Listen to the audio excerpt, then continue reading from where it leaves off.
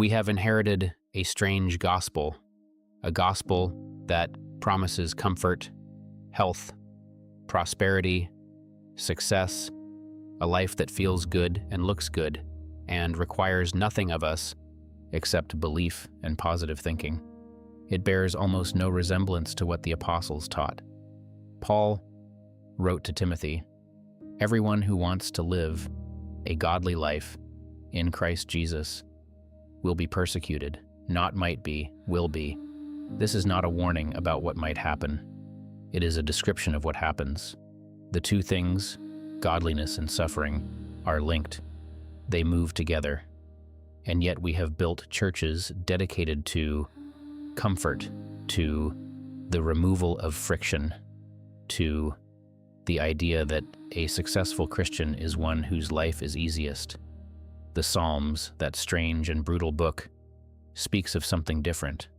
The psalmist does not ask for comfort. He asks for deliverance, for justice, for strength, for the capacity to endure. The goal is not to feel good. The goal is to be faithful, to remain standing, to finish the race. Hebrews 12 speaks of discipline. The writer compares God to a father who disciplines his children. And discipline, by definition, is not comfortable. It is corrective. It requires discomfort for the sake of formation. Here is the revolution that changes everything. Comfort is not the goal. Character is the goal. Faithfulness is the goal.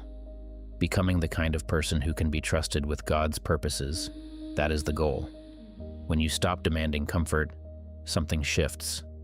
You are free to do what needs to be done, to say what needs to be said, to sacrifice what needs to be sacrificed. You are no longer enslaved to the pursuit of ease. The Christian life is not a life of comfort. It is a life of meaning. And meaning, by its nature, requires you to be willing to suffer for something larger than yourself. The question is not whether your life will be comfortable. The question is whether it will matter.